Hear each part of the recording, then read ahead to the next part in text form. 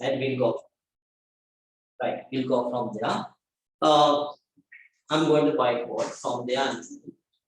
Now see here, King Rajasingha II, he got the help of Dutch to expel Portuguese.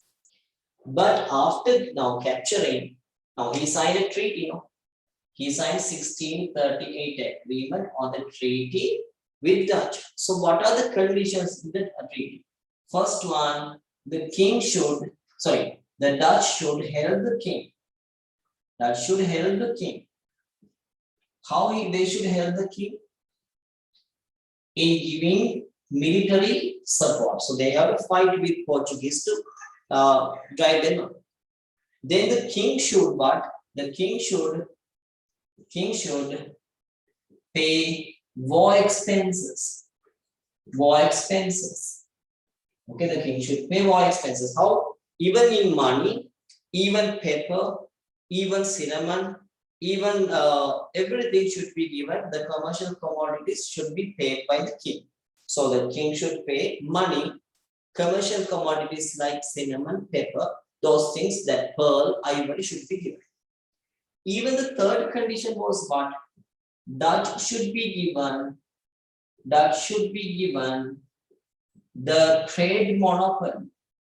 Given the trade monopoly in Candian Kingdom. That means what? Except Tuskers, they should be given the freedom to do any trade activities in Candian Kingdom. They cannot take only Tuskers, elephants, all the other things they could. But last one is, now they are attacking Portuguese fortresses and they are capturing them. Those captured fortresses of Portuguese should be given to the king. After king paying the war expenses, only those forts should be given. But there's another saying that if the king likes, Dutch can stay in captured forts. Okay, so that means now that if the first condition, so if the king likes, the Dutch can stay in captured forts of Portuguese without handing over the king. So here, if the king likes, this term was only in the king's copy. In the Dutch copy, this saying was not there. So there, what is mentioned? Dutch can stay in captured forts if they like. What if the king like? However, this is 1638 treaty that King Rajasingha II had signed with Dutch. So once again, Dutch also started becoming a problem for the king, like Portuguese later on. So that's why a saying had been emerged by Iguru Dila Miris Gatta Wali. Iguru Dila Miris Gatta Wali. So that means what? In English, that is what? So that means giving ginger and getting chili. Both are spicy. So that means Portuguese aibu, ginger, giving and then getting what? That chili. Chili means Dutch. So this saying came to existence because of this activity, because Rajasingha II, though he got the help of Dutch, later on Dutch became a problem for King Rajasingha II. Right. Now, did you get this treaty? The conditions, 3 terms, no 4 terms. Got it?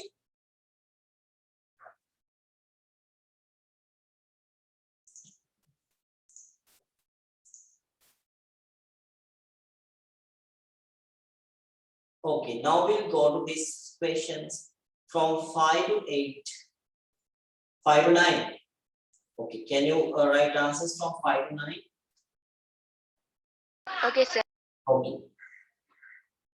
Now, from the knowledge that you get from here, write answers from 5 to 9.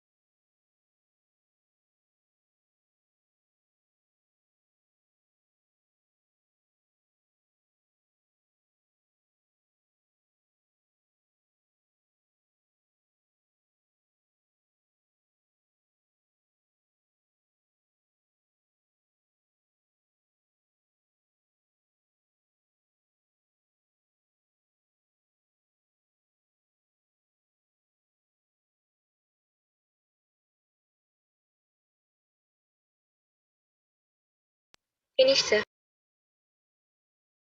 Okay, we'll discuss then the answers. Okay, these are the answers then. What was the saying related to bringing of Dutch for Portuguese? Actually, this is Sinhala in English letters. Siguru Dila Milis Kartabage.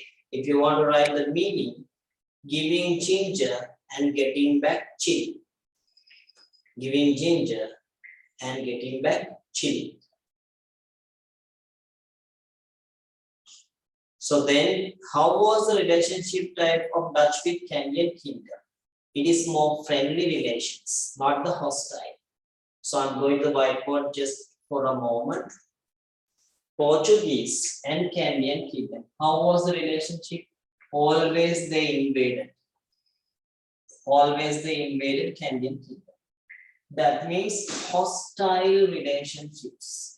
We call it as what? Hostile relationships. Hostile means always against. In 1594, they invaded Canadian Kingdom. In 1602, they invaded Canadian Kingdom. Okay, so these two invasions were during King Vimala Dharma Surya.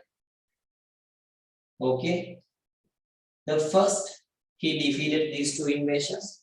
This is known as Danture battle. This is known as Balana battle. Okay, Danture battle, Balana battle. Portuguese invaded Canadian Kingdom 2 times during King Vimala Dharma Surya first. Then 1630, once again they invaded the Canadian Kingdom during King Senara. And during after that in 1638 also, once again they invaded King Rajasingha II and Senara both together. They defeated the first one. Second one, King Rajasingha II defeated. This is known as Ranganivala battle. This was known as Garnabo battle. Then who defeated? Rajasingha II. Rajasingha II. Now see here, very hostile relations, always invaded, but Dutch were not like that. Dutch were friendly. Why they were friendly? Because they were cunning. They knew that invading Canadian Kingdom and capturing is so difficult. So it's a waste of money. They did not like to waste their money. Okay, they did not want to waste their money. So that what did they do? Always they kept friendly relations with Canadian King, especially with King Rajasingha II. So how they continued friendly relations? They did many things. One, sending gifts. So they are sending gifts to the king. Okay, so then king is very happy because getting gifts. Even when sending letters, Dutch were ending the letter by the phrase, your obedient servant in Colombo Fort. Now see, when the king was seeing these such phrases, he was thinking that the Dutch were really friendly with him. Not only that, they provided the Canadian king. They provided Canadian king what? Ships to bring monks to Sri Lanka from other countries to start higher relations. So that means they always wanted to keep friendly relations with the Canadian kingdom by supporting these things. So after Rajasingha II, his son got the power. He was from 1687 to 1707 King Vimala Dharma Surya. He was once again a Vimala Dharma Surya. The second, he was also friendly with Dutch. And after him, his son came to power in 1707 up to 1739. He was King Veera Parakrama Narendra Singh. Now this person was known as the last singular king. Why? Because he was not having any sons. He married a South Indian princess, South Indian queen. According to South Indian tradition, If there are no any sons, the kingship should be given to the brother of the queen. So he had to give the kingship to the brother of his queen. She was from South India. So because of that, the Nayakar dynasty came to Sri Lanka. Tamil dynasty, they started capturing Hawaiian Canadian. So then 1739. So here we just wiping out this from 1739. 1739. Sir, Yes. Us. King Vimaladharma Surya is the brother of Rajasingha. No, son. Son. Here also son. Here brother. Here brother. Here also son. All their sons. But here 1739, 1747, King Sri Vijaya Rajasingha. Sri Vijaya Rajasingha. Who was that Sri Vijaya Rajasingha? He was the wife's brother. Wife's brother. Why? Because this Veeraparakama Ratnasingha was not having any sons. He had to give the kingship to his wife's brother. Wife was a South Indian queen. So this is a South Indian Tamil person. He got a Sinhala name and came to Hawaiian Canadian kingdom. They belong to Nayakar dynasty, a new dynasty, a Tamil dynasty. The first king was Sri Vijaya Rajasingha. Then his wife's brother got the power after him. He was from 1747 up to 1786 king. Kirti Sri Rajasingha. Kirti Sri Rajasingha. After this person, his brother got the power. His brother, not the son, from 1786 to 1798, 96, King Rajadi Rajasingha. Rajadi Rajasingha. Rajasingha.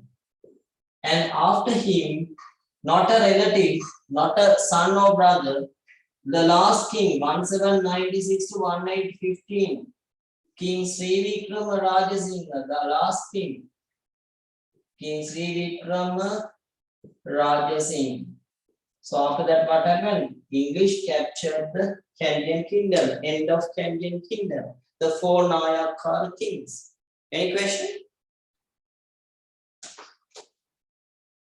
No, sir. It's clear, right? Okay. Now we'll see, with that knowledge, we'll see these questions, right? So then here, more friendly relations were kept. So 7, how did Dutch call King Rajasingha II? Three Singhaladishwar. Three Singhaladishwar meaning is what?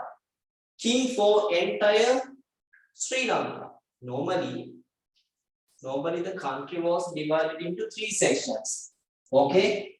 So we call it as Rukunu, Maya, Pihiti. So this is the division. Rukunu, Maya, Pihiti. So now we call, now these are 3 regions. So 3 Singhala Dishwara means now normally we are calling, this is 3 Singhalaya. 3 Singhalaya. Why? Country was divided into 3 sections as Maya Piti, 3 Singhala. 3 Singhala Dishwara. 3 Singhala Dishwara. Singhala Dishwara means what? Adishwara means what? Adishwara means head. Head for what? 3 Singhala, these regions. Head for these 3 regions. So that is the meaning of this word. Who called king as this? Dutch. Why Dutch were calling like that? Even to keep friendly relations with the Canadian king. Okay. So that was the name used for by Dutch to call King Rajasingha. Sir, I wrote Emperor of Sri Lanka. Is it wrong? Actually, you must write this answer. 3 Singhala Dishwara. So that was how, with this honorific only, the King Rajasingha II was called by Dutch. So if the question comes in this way, This is how it should be written. Understood? Yes, sir. Okay. How was the letters of Dutch to the king is ending? Your obedient servant in Kanaka form. Now we'll see how this knowledge will be important when writing answers. Okay. So we will discuss a big question today. When writing answers for that big question, we'll see how that knowledge will be helpful. Who was known as Kondasale Kumarya? King Rajasingha II. King Rajasingha II only was known as Kondasale Kumarya. So it's not mentioned in the book. Yeah, it is not mentioned, right? Okay, now we'll see the next set of questions. Right, we'll see the next set of questions. Right, now we read up to 9. Right, 10. Who was the last singer king? Now you know that. Who was the first Nayaka king? You also know that. What monk that you can write state? Who was the last king in Kenyan kingdom? You know that. Okay, right. So once again for this one. Now see here. These are the 4 Nayaka kings. King Sri Vijaya Singh was the first one. His wife's brother was King Kirti Rajasingha. This person was brought up in the king's palace from his childhood. Because of that, Kirti Rajasingha, though he was a Tamil king, though he was belonging to Nayaka dynasty, he was a little bit good. He was a good king. At the latter part of his reign, sometimes he became a little bit upset, but he was good. He was a person who did a marvelous service for uplifting Buddhism. To uplift Buddhism, he did a marvelous service. What were the activities he did to uplift Buddhism? One is that appointing monk Velivita Sri Sarananka. Velivita Sri Sarananka. Okay, so this monk, he was a chief monk. He was appointed as the chief monk in Kenyan kingdom. So Velivita Sri Sarananka had been named as the chief monk in Kenyan kingdom. Not only that, he was not high ordinated. So what do you mean by high ordination? Small monks, when they finish studying religion, they must be given a degree like something. So what is that degree? Upasampada. We call it as higher ordination. Higher ordination. So higher ordination is a degree like something that we give to these monks after being educated. This degree now in a university also degree is given by who? The person who is having the degree. Here to give this higher ordination, there must be higher ordinated monks. But in Sri Lanka, there were no higher ordinated monks at that time. Even this monk was not high ordinated. Chief monk, but not high ordinated. So what did this king do? He got the help of Dutch and brought a delegation of monks from Siam. What is Siam? Siam means Thailand. Siam means Thailand. From Thailand, he brought a delegation of monks under the leadership of monk Upali to higher ordinate, even including all the monks, including Veravisi Saranakartero and all the other monks were higher ordinate, given the degree by whom? By the delegation brought from Siam, Thailand. Now understood that? Yes, sir. Yes. Now we'll see these questions here. Now 10, 11, 12, 13, 14, you can try. Not try it up to 14.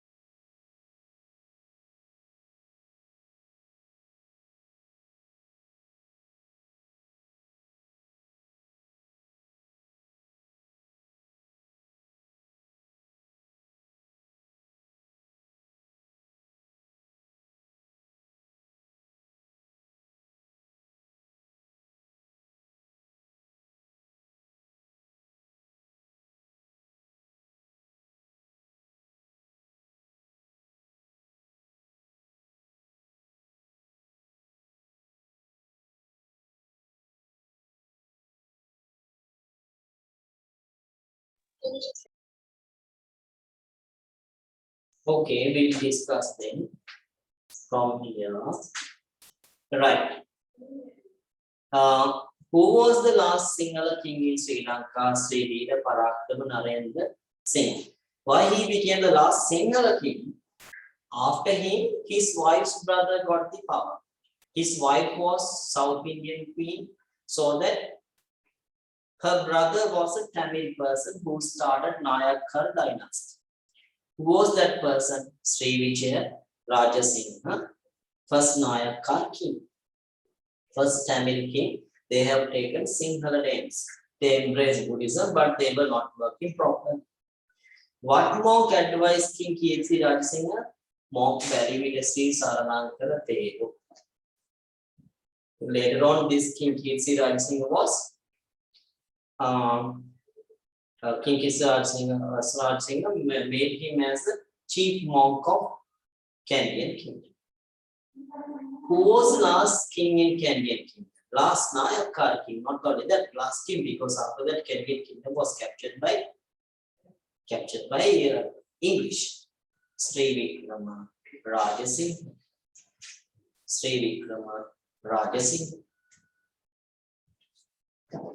Then, from what country monks were brought by King Kirti Rajasingha with the help of Dutch? From Siam, from Thailand.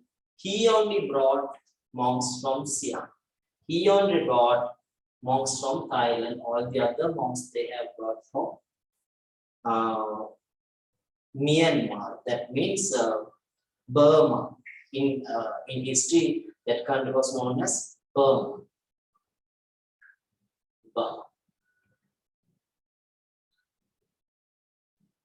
Right. Completed, right?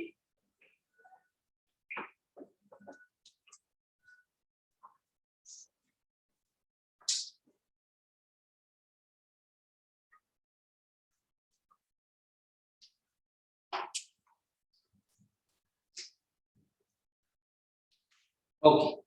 Now, once again, we'll go further to write these things. Okay, right. So, we'll, after that, we are discussing a question. Now, see here. Kirti Rajasingha. King Kirti Rajasingha also wanted to expel Dutch from Sri Lanka. To expel Dutch from Sri Lanka, he tried to get the help of English. One English representative came to meet King Kirti Rajasingha. Can you give me the name of that English representative who came in 1762 to meet King Kirti Rajasingha? John Fiber.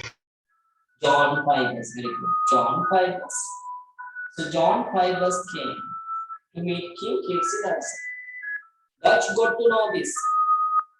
Dutch got to know that John Fibers, an Englishman, came. So that they launched an invasion in 1765 to Canadian Kingdom. Okay, so it was the only, first and last and only invasion launched by Dutch to Canadian Kingdom, because they always avoided invasions to fight. They thought that it's a kind of losing of their profits.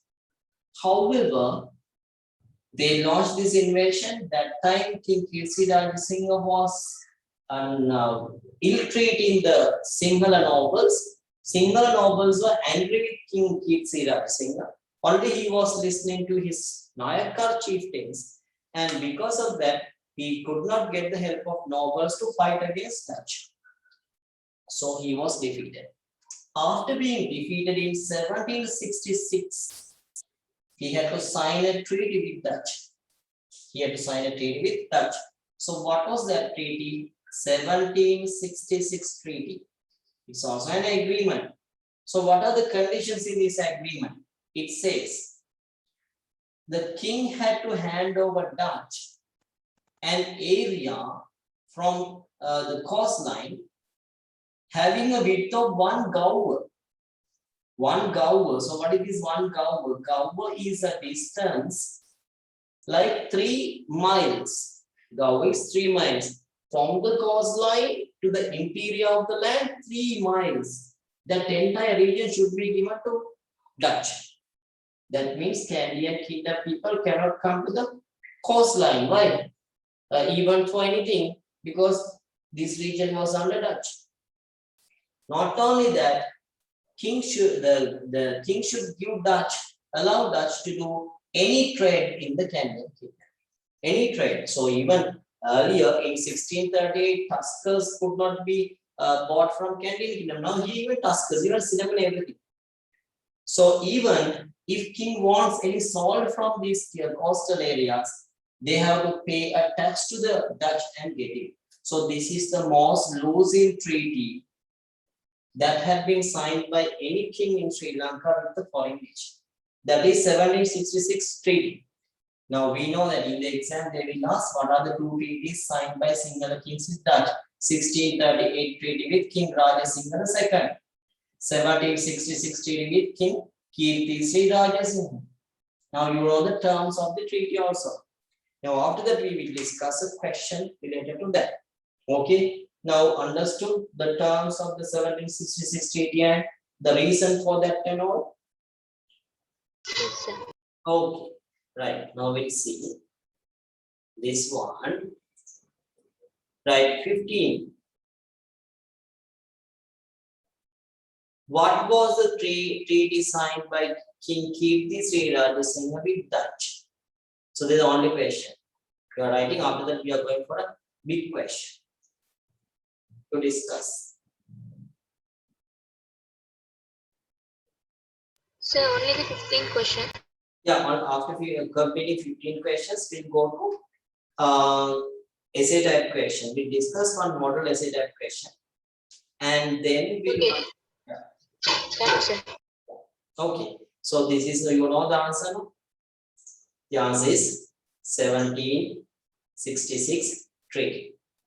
So I'm not going to that administrative structure and influence everything. I'm going to a question now, big question now. Normally,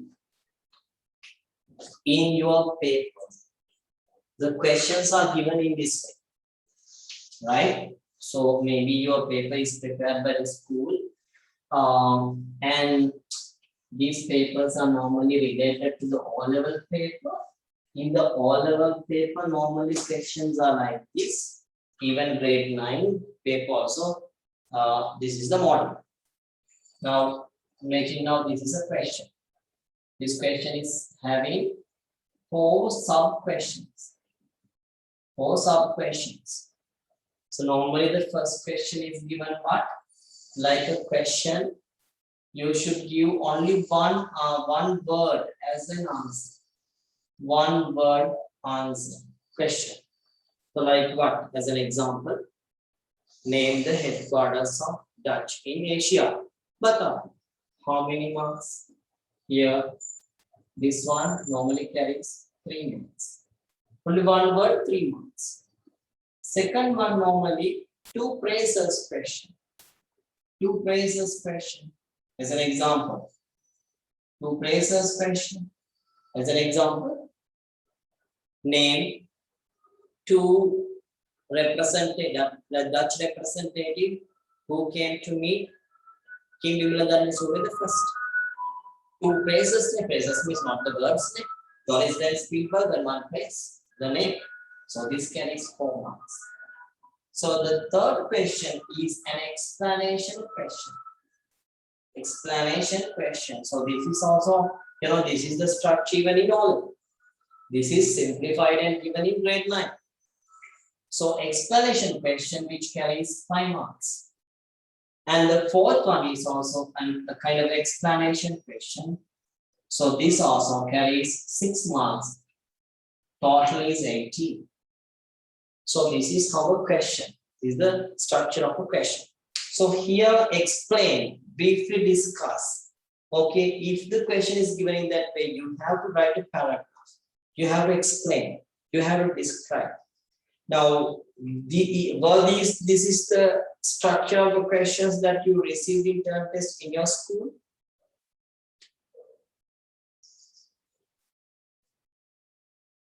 Is this equal to the questions you received in your school? Yes, sir. Yes. Now we have to practice such questions. Now from this lesson, you can be given only 2 questions, 2 BK questions. I'm discussing the answers for those 2 questions. 1 question today and the next question next day and finish. Okay, right. Now see here, this is a model question. I have given it in page number. Right, page number, this one, 4. Right, quickly write the answer for these 2 questions, 1 and 2. Then we'll discuss this one later. Okay, right. So this one, answers for these 2 questions right now.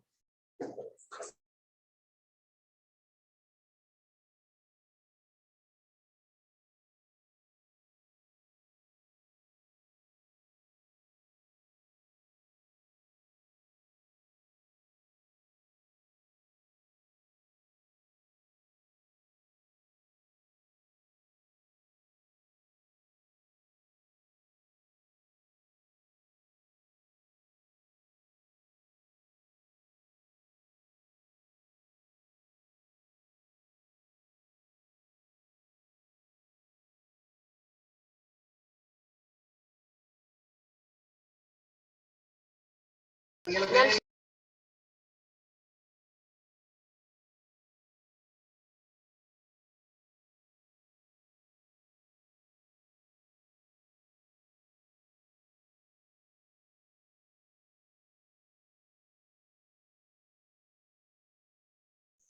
Okay, right. So now, what are the 2 questions here?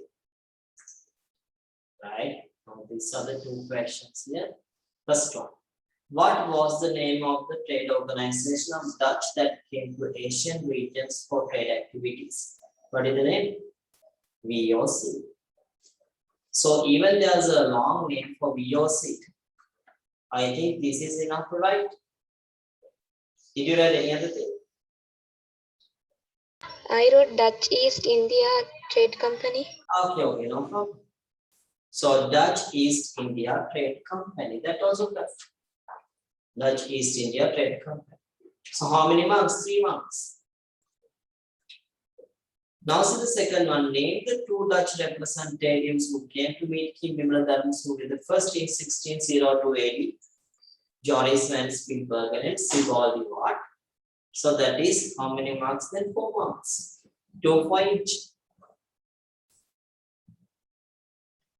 Okay, now we'll go to this one.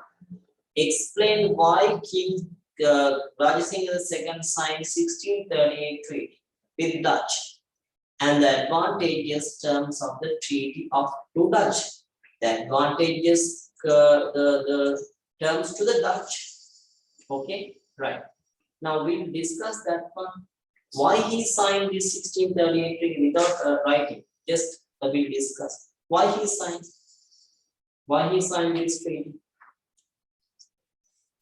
Your answer is what? Why he signed this treaty? Because he wanted to expel the Portuguese away from the country. Very good. He wanted to expel Portuguese from the shores of this island because he was not having any naval power. Okay, if he had any naval power, that means ships and all that naval military power, he would not get the help of Dutch. As he did not have the naval power, he got the help of Dutch. So there is the answer for that one. So normally out of 5, you will get 2 marks right. Then 3 marks are there for what? What were the advantageous factors or the conditions or the terms in the 1638 treaty? What are the advantageous terms? One thing is what? King should pay. King should pay what? War expenses. You should pay war expenses. So now this you have to explain. Okay. So how he should pay war expenses? Now according to the treaty, they agreed to pay. The king agreed to pay war expenses. After paying war expenses only, the captured forts of Portuguese by Dutch will be handed over back to the king. So how he has to pay war expenses? In money, in cinnamon, in paper, in pearl, and in ivory. So that's how he had to pay. All these commercial commodities should be given to Dutch as war expenses. Secondly, what is advantages for them? They could stay in captured ports of Portuguese. So now after that, what happened? They handed over all the forts except Nigam and Gaul.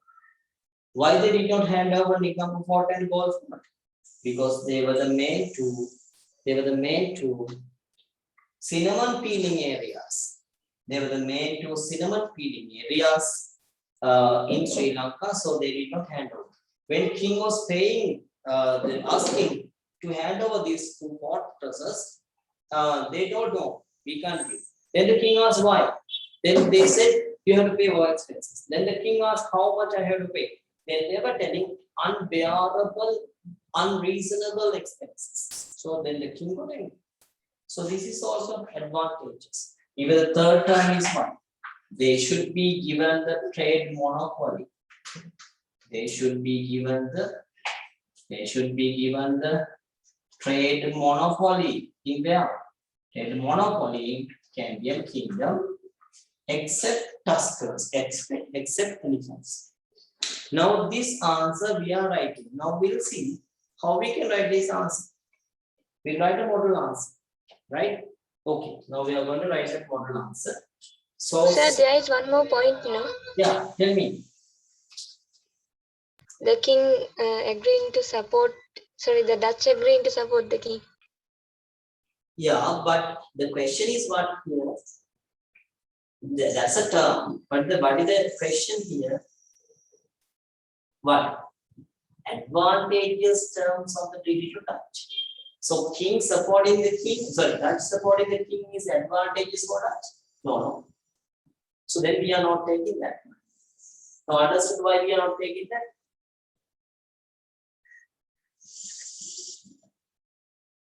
Understood? Yes, sir.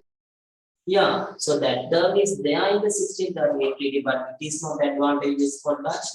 So that Dutch have to help the king means it is advantageous for the king. Some terms are advantageous for the king, some terms are advantageous for the Dutch. So here we explain the terms which are advantageous for the Dutch only. Now we'll write this answer, you and me. I am giving a model answer. Then we will discuss the next one. Okay, right. Shall we go to the model answer then here? See the model answer. King Rajasingha II signed 1638 treaty with Dutch as he wanted to get the help of Dutch to expel Portuguese from the shores of Sri Lanka. How many marks? 2 marks. This treaty was advantageous to Dutch. When considering the terms of the treaty, the king should pay the war expenses to Dutch as Dutch did the war against Portuguese. The king had to pay war expenses in goods like cinnamon, pepper, beeswax. That were very important commercial commodities. Even they should be paid money to cover up war expenses.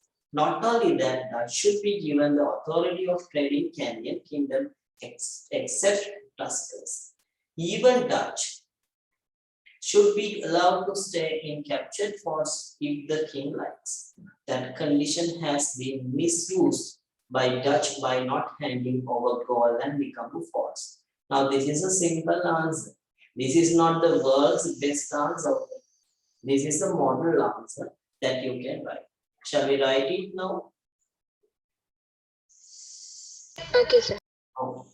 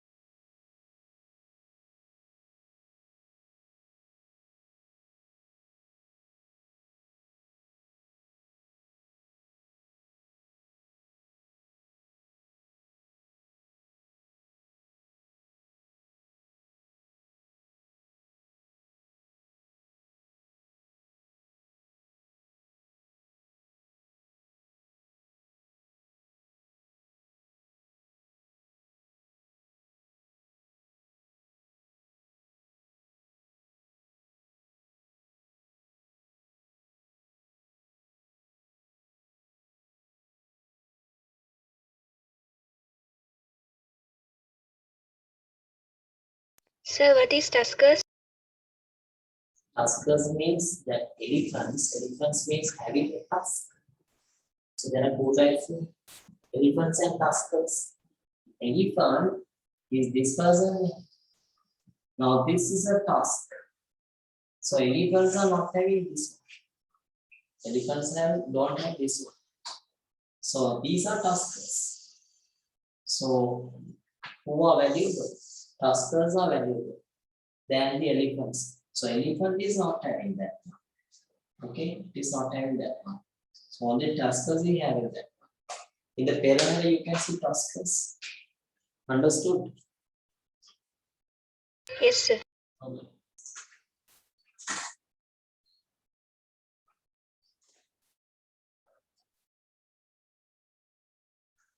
Finish, sir.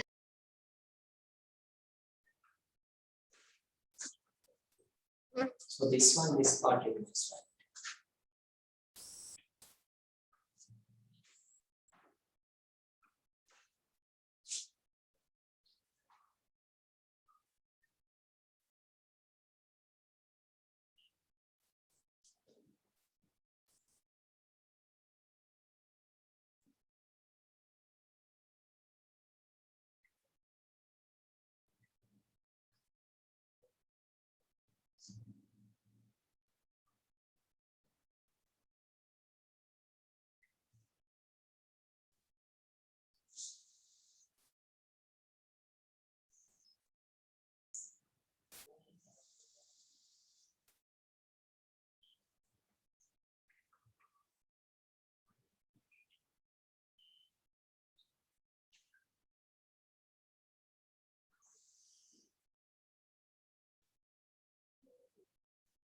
Okay, sir.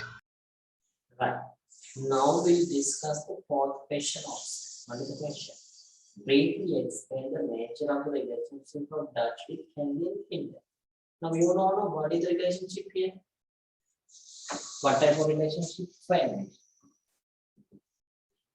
Now here you have explained what were the steps that they have taken to keep on or develop friendly relations. So here you can discuss one. Okay, tell me what things you can write here. What things they have done to maintain friendly relations. Sending gifts. Very good, sending gifts. Then Providing ships. very good, providing ships for what? Providing ships to bring monks from other countries to restart higher ordination. Okay, not all now. You have to give examples. When explaining, you have to give examples. Two things. One, Vimala Dharma Surya, the second, to bring monks from Burma. The next one, Kirti Sri Radhasan, to bring monks from Thailand, Siam. Next one.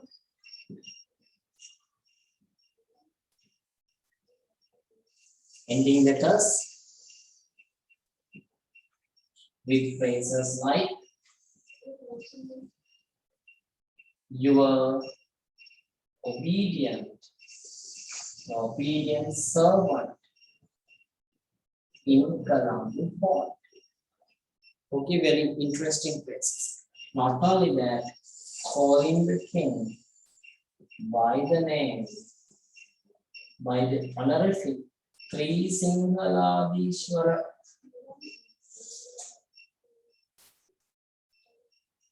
Okay, they were calling the king by the name Sri Singhaladishwara. All these things you can write. Now we'll write that model answer also now. Today only I'm giving all the answers. For the next time, you also have right answers and send me, then I'll be evaluating your answers, right? Okay. Now we'll discuss this answer. Right. Now this is the answer for that one. When considering the nature of the relationship that had been maintained by Dutch with Canadian Kingdom, it was really a contrast from the relationship of Portuguese. Dutch always tried to maintain friendly relationships as they wanted to prevent the losing of trade profits that they earn from economic activities. Launching regular invasions to Canadian kingdom made the losing profits, so they always try to maintain friendly relationships. Some of the steps that they have adopted to maintain friendly relations were that they tried to help Canadian king in many ways. One such help was providing naval facilities to the Canadian king to bring higher ordinated monks to Sri Lanka to restart higher ordination. Those monks were brought from countries like Burma and Siam. Example, King Kitsi Rajasinghe was helped by Dutch to bring monks from Siam. Always try to give examples. Even Dutch were really keen on making Canadian king happy, so that they sent gifts to the Canadian king and they used some phrases carefully in writing letters to the Canadian king. Example, your obedient servant in the Colombo fort. Dutch company agreed to buy the king's cinnamon, areca nut, and elephants so that they could maintain a friendly relationship with Dutch and avoid the invasions. Okay, I think now this is the answer, right? So now see here, you can write from here. I told you that today only I'm giving all the model answers. Next time you also have to write and send me the answers to check, can evaluate and give your marks. Huh? Okay. Now start writing this one, this answer.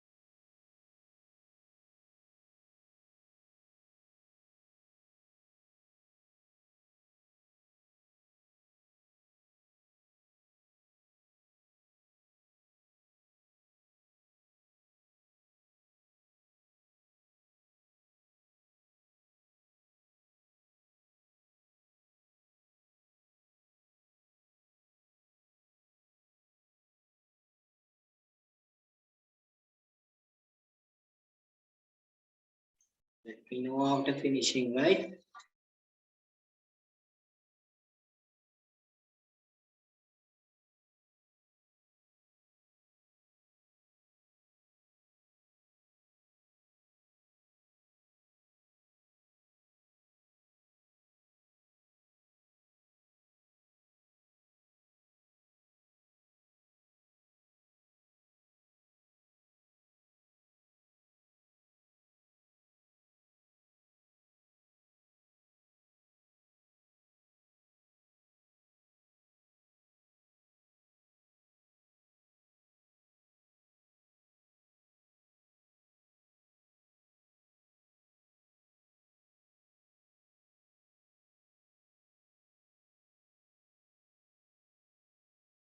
Done, sir.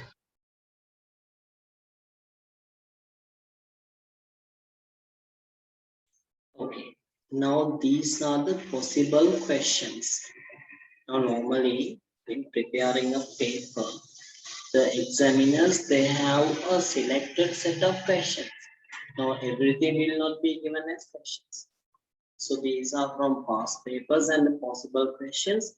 So that's why this is a kind of explanation question that can be given about the 1638 treaty. And this is another possible question about the nature of the relationship of Dutch with Canadian Kingdom, right? So then once again we are going to some of the questions from this one, and we are not going to other model question that I'm giving a homework later on from this one. So we'll go to this one. So we finished up to 15. Now we'll discuss these things. Okay, what were the three divisions in Sri Lanka under Dutch? What were the three administrative units prevailed under Dutch? Who were the local administrative officials ruled under Dutch? And who were the local administrative officials ruled under Dutch in Java? Okay. Try to write answers from 16 to 19 if you know it. So you can refer the page number 15 in your textbook. So in page number 15, you have this chart. The administrative structure of Canadian Kingdom under Dutch. The board of directors of BOC company, governor and the advisory council in Batavia, governor and the advisory council in Sri Lanka. Under them,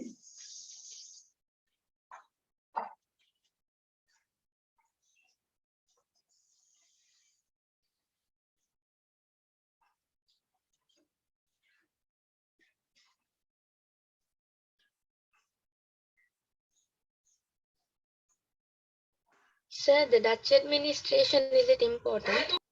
yeah, this is Dutch administrative system in Sri Lanka. So that means what are the three divisions in Sri Lanka under Dutch? So they had a three divisions. Shall I tell you one thing here as a support? Okay, here see Colombo Commandery. Like that, there were three commanderies. There were three commanderies, especially for three regions. So they have captured Gaul region, they have captured Colombo region, they have captured Jaffna region. Now got the answer? Yes, sir. Yes. Now is this the answer you wrote? Colombo Commandery, Gaul Commandery, and Jaffna Commandery. They were the three divisions. Okay, three divisions in Sri Lanka under Dutch. Now we'll go to the next question. Here, what were the three divisions? Sorry, what were the three administrative units prevailed under Dutch? Three administrative units. That means they were ruled in these areas under these three units. What are the three units? Civil administration, military unit, and the trade unit. So they wanted to do civil administration, military activities against for the protection, and the trade activities they have to do. So they were Sir, what is civil administration? Civil administration means now they have to rule the people in captured areas.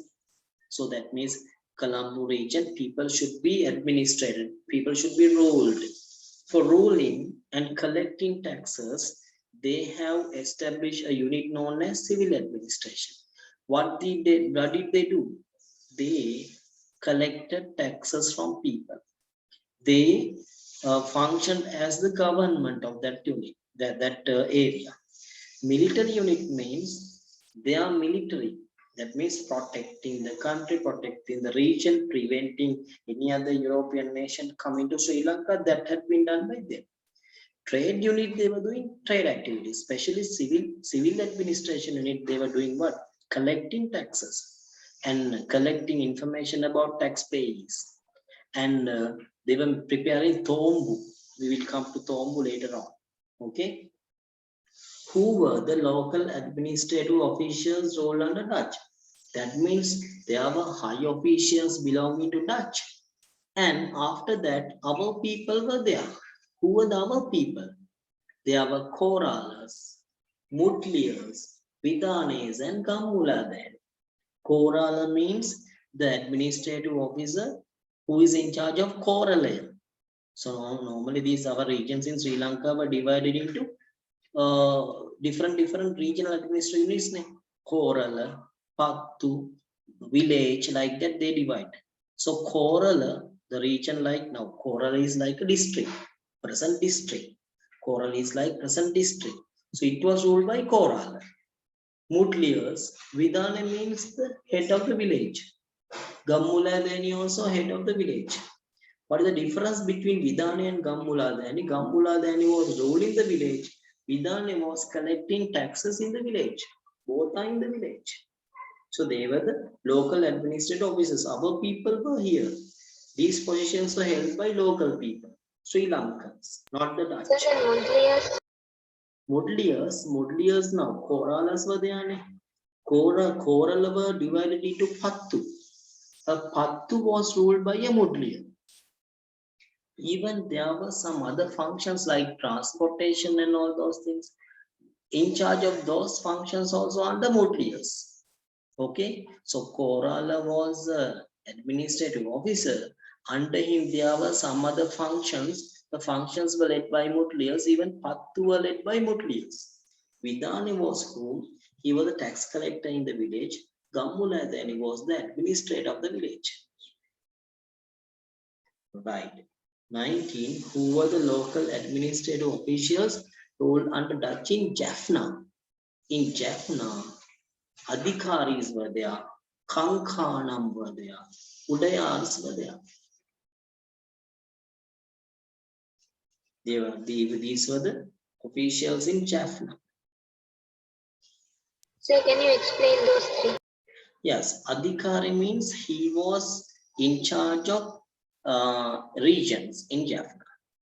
Kankanam was actually, he was not an official, he was just servants of these adhikaris,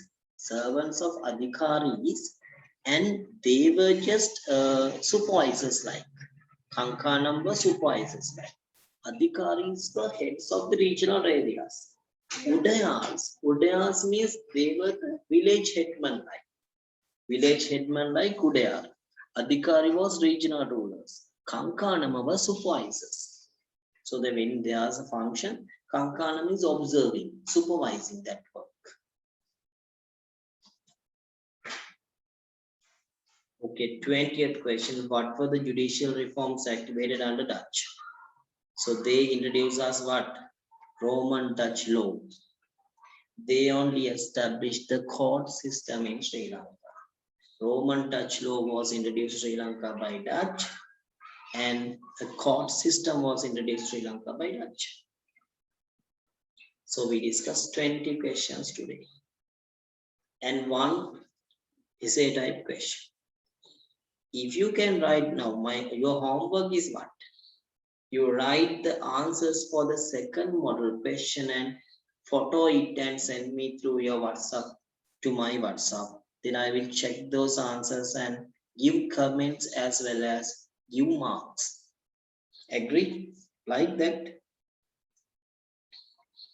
Okay, sir. Yeah, that's better, no? So then you are writing and I'm checking you are writing. So then the next day I'm giving you model answers. Don't write your answers in this paper. Don't write in this paper. You are writing this in this one my answer. Okay, so here don't write. You don't write here. Here you are writing my answers. So what you have to write, you have to write these answers that explain the economic policy of Dutch in Sri Lanka in a piece of paper. And this one, religious, if you can, social and religious influence of Dutch to Sri Lanka in a piece of paper, and send me photo it and send me through WhatsApp. If you can, if you can't write, no problem. I will just explain it and we'll write a model answer. Okay. For the moment, if you can write if at least one, just do it and send me. Okay. Right. So how is the work now? You understood the things today? Yes, sir. Okay, so then next week we will be finishing the first lesson. 2 weeks, only one lesson finished. Everything needed is there. So study this one for the exam. That's enough for the exam. Okay, so this is how we continue the class. So today's work I am going to finish then. Okay, then God bless. Thank you, sir. Okay, God bless and good night.